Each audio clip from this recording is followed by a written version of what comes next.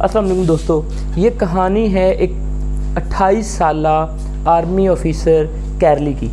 1938 میں وہ ہنگری کی آرمی میں کام کرتا تھا۔ دوستو اس سال وہ نیشنل لیول پہ شوٹنگ کے کمپٹیشن کا چیمپئن تھا، لیکن اس کا جو مین ایم تھا وہ نیشنل لیول پہ جو ون کرنا نہیں تھا۔ وہ چاہتا تھا کہ جو ہر 4 سال بعد اولمپکس ہوتے ہیں وہ ان اولمپکس میں گولڈ میڈل لینا چاہتا تھا، مطلب وہ پوری دنیا میں بیسٹ شوٹر بننا چاہتا تھا۔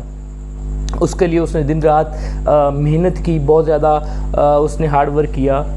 لیکن دوستو ہوا کیا، چونکہ وہ آرمی میں تھا، ایک وقت آیا کہ آرمی کی ہنگری میں ایک مشق چل رہی تھی، فوجی ٹریننگ چل رہی تھی آرمی کی۔ اس نے اس ٹریننگ کے اندر پارٹیسپیٹ کیا اور وہ بم پھینک رہا تھا، اور بدقسمتی سے ہوا کیا کہ وہ بم اس کے ہاتھ کے اندر، جب اس نے پھینکا تو اس کے ہاتھ کے اندر ہی وہ بم جو ہے وہ چل گیا۔ اس سے ہوا کیا کہ اس کا یہ بازو جو رائٹ ہینڈ تھا جس سے وہ شوٹنگ کے کمپٹیشن کیا کرتا تھا، وہ بازو اس کو کاٹنا پڑ گیا۔ تو دوستو 2 مہینے تک وہ بیڈ ریسٹ پہ رہا۔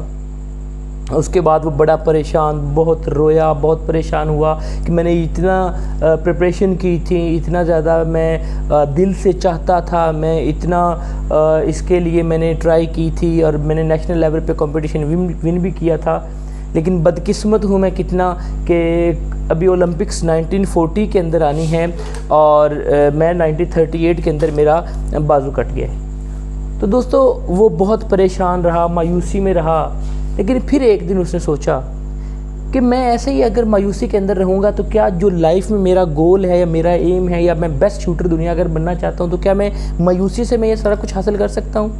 تو اس نے پھر سوچا کہ نہیں۔ تو پھر اس نے ایک بات سوچی کہ اگر میرا رائٹ ہینڈ کٹ گیا ہے تو کیا ہوا، اللہ نے مجھے لیفٹ ہینڈ تو دیا ہے، تو میں لیفٹ ہینڈ سے کیوں نہ پریکٹس کروں اور میں اس کمپٹیشن میں پارٹ کروں۔ لیکن دوستو سوچئے، یہ بات کہنے کو تو بڑی آسان ہے کہ لیفٹ ہینڈ کٹ گیا ہے، رائٹ ہینڈ سے ہم پریکٹس کرتے ہیں۔ یہ اسی طرح ہی ہے دوستو، جیسے اگر آپ کرکٹ کھیلتے ہیں یا دیکھتے ہیں تو آپ کو پتہ ہوگا کہ دنیا کا سب سے فاسٹ بالر شعیب اختر ہے۔ اور دوستو اگر شعیب اختر سے کہا جائے کہ آپ ایسا کرو کہ آپ اتنی ہی تیز ڈیلیوری لیفٹ ہینڈ سے کر کے دکھاؤ، تو میرا نہیں خیال کہ وہ لیفٹ ہینڈ سے چند کلومیٹر کی سپیڈ سے زیادہ بھی تیز کرا سکے گا۔ یا اسی طرح بابر اعظم یا وراٹ کوہلی جو آج کل دنیا کے سب سے اچھے بیٹسمین ہیں، ان سے کہا جائے کہ آپ لیفٹی ہو کے اسی طرح کے سٹروکس کھیلو، تو میرا نہیں خیال کہ وہ اتنی ہی پروفیشنل طریقے سے اور اتنے ہی کوالٹی کے ساتھ وہ شاٹس کھیل سکیں۔ تو یہی چیز ہوتی ہے، یہ کہنے میں آسان ہے، لیکن دوستو اس نے ٹھان لیا کہ میں اب لیفٹ ہینڈ کے ساتھ کمپٹیشن میں حصہ لوں گا، اور اولمپک میں نے ون کرنا ہے، وہ اولمپک جہاں دنیا کے جو بیسٹ شوٹر ہوتے ہیں، اپنے اپنے ملک کے جو چیمپئن ہوتے ہیں وہ وہاں پہ پارٹیسپیٹ کر رہے ہوتے ہیں، اور دنیا کے بیسٹ شوٹر وہاں پہ آئے ہوتے ہیں۔ تو اس نے لیفٹ ہینڈ سے پریکٹس کرنا سٹارٹ کر دی، اور اسی سال 1938 کے اینڈ پہ یا 1939 کے سٹارٹ میں دوستو نیشنل لیول پہ جو ہے وہ مقابلے ہوئے۔ تو وہ کیرلی جب ان مقابلوں کے اندر پارٹیسپیٹ کرنے کے لیے گیا تو آگے جتنے بھی وہ اس کے ملکی لیول پہ جتنے بھی آلریڈی شوٹر تھے وہ اس کو آلریڈی جانتے تھے، تو انہوں نے اس کو دیکھا تو انہوں نے کہا یار ویل ڈن کیرلی، ہم بڑے خوش ہوئے ہیں کہ آپ اتنا سب کچھ ہونے کے باوجود بھی ہمارا حوصلہ بڑھانے کے لیے آ گئے ہو۔ تو کیرلی نے جواب دیا میں آپ کا حوصلہ بڑھانے کے لیے نہیں آیا، میں آپ سے کمپیٹ کرنے کے لیے، ایک کمپٹیشن کرنے کے لیے آیا ہوں۔ تو اس نے وہ نیشنل لیول پہ کمپٹیشن جب کھیلا تو کیرلی نے نیشنل لیول پہ کمپٹیشن ون کیا۔ دوستو باقی جتنے بھی لوگ تھے وہ رائٹ ہینڈ کے ساتھ اپنا بیسٹ ہینڈ اس کے ساتھ کمپٹیشن کر رہے تھے، لیکن جو کیرلی تھا وہ ایک اپنے اونلی ہینڈ جو لیفٹ ہینڈ ہے اس کے ساتھ وہ کمپیٹ کر رہا تھا۔ خیر اس نے نیشنل لیول پہ جیت لیا۔ اب وہ چاہتا تھا کہ میں نے اولمپکس میں میڈل جیتنا ہے، جو کہ اس کا مین الٹیمیٹم ایم تھا۔ اب اس کے لیے اس نے بہت محنت کی، زیادہ محنت کرنا سٹارٹ کر دی، دن رات وہ اس میں کمپٹیشن میں لگا رہا۔ پھر 1940 کے اندر وہ بالکل ریڈی تھا، اس کی بہت تیاری ہو چکی تھی، لیکن ہوا کہ دوستو آپ کو پتہ ہے ورلڈ وار 2 کی وجہ سے 1940 کے اولمپکس منعقد نہ ہو سکے۔ اب ایک بندہ سوچئے پیپرز کی تیاری کر رہا ہو اور پیپر ایگزام دینے کے بالکل قریب ہو اور کہہ دیا جائے کہ بھئی آپ کے یہ ایگزام پوسٹ پونڈ ہو جائیں، تو دوستو سوچئے اس کو کیسا لگے گا؟ اس کو وہی لگے گا کہ یہ ساری محنت جو میں نے ابھی کی ہے یہ دوبارہ سے مجھے دہرانی پڑے گی۔ خیر اس نے ہمت نہیں ہاری کیونکہ بڑا ضدی آدمی تھا، اور دوستوں दुनिया के अंदर अचीवमेंट जो भी हासिल करता है वो ज़िद्दी ही इंसान हासिल करता है। खैर उसने दोबारा से तैयारी कर दी और उसका अब एम था कि 1944 के अंदर जो ओलंपिक्स हो गया अब मैं उसके अंदर पार्टिसिपेट करूँगा। खैर दोस्तों 1944 के फिर ओलंपिक्स वर्ल्ड वार 2 की वजह से कैंसिल हो गए। अब वो बहुत परेशान, क्यों परेशान था? क्योंकि अगला जो कंपटीशन होना था ओलंपिक्स का वो 48 में होना था। दोस्तों 1938 में उसकी जो एज थी वो 28 ईयर थी और 48 में कंपटीशन होना था, अब उसकी उम्र हो गई थी या हो जानी थी 38 ईयर। और दोस्तों इस उम्र में 33, 34, 35 में इसमें जितने भी इस तरह के स्पोर्ट्समैन होते हैं वो सारे के सारे ही रिटायर हो चुके होते हैं। क्यों?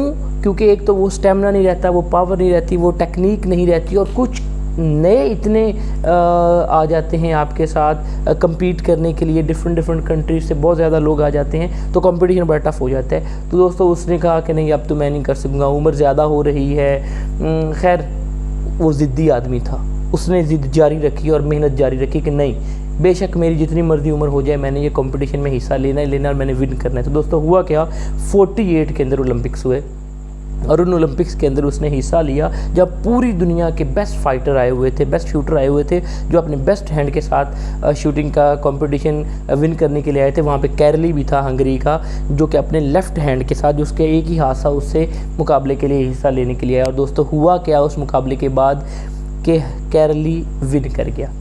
अब ये बात है 48 की। उसके बाद दोस्तों फिर 4 साल के बाद ओलंपिक्स हुए 52 में। अब 52 के अंदर जो ओलंपिक्स हुए हैं उसके अंदर फिर कैरली ने कहा कि मैं इसके अंदर हिस्सा लेता हूँ। लेकिन दोस्तों सोचिए अब उसकी उम्र हो चुकी है 42 ईयर। कभी भी 42 ईयर का आपने कोई भी एथलीट नहीं देखा होगा। एथलीट ऑलमोस्ट 25, 26, 27 अप्रॉक्सीमेटली 30 तक जाके रिटायर हो जाते हैं। लेकिन उसने कहा कि नहीं मैंने फिर कंपटीशन में हिस्सा लेना है। सब ने कहा यार अब छोड़ो, अब नए नए यंगस्टर आ गए हैं, तुम एक दफ़ा जीते हुए हो, क्यों इंसल्ट कराना चाहते हो? आपका एक नाम दुनिया में बन चुका है कि कैरली ने विन किया। उसने कहा नहीं यार अब बातें कर लो, मैंने फिर कंपटीशन में हिस्सा लेना है। तो खैर दोस्तों उसने फिर कंपटीशन के अंदर हिस्सा लिया 1952 के ओलंपिक्स में और इस दफ़ा शूटिंग के मुकाबलों में फिर कौन विनर था? कैरली।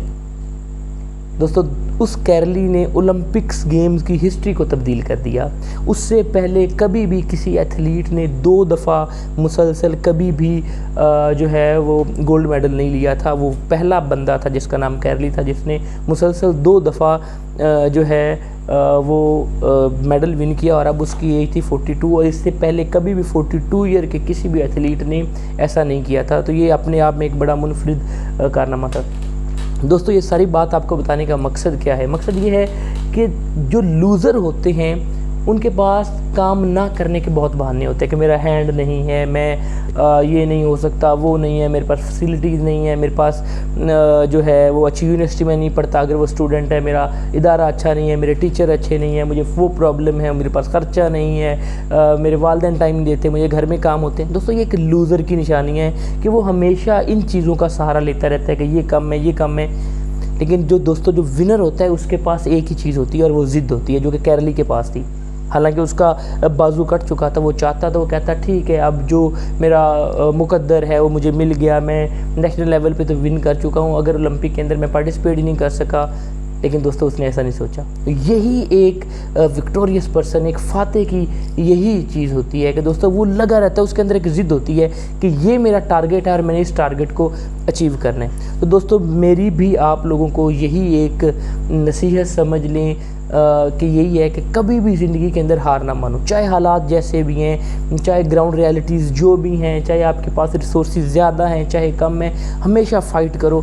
और इंशाल्लाह अगर आप फ़ाइट करोगे तो अल्लाह ताला आपकी हेल्प करता है और आप ज़िंदगी के अंदर बड़े से बड़ा भी जो मकसद है, जो गोल है, आप अचीव कर लेते हो। Thank you so much.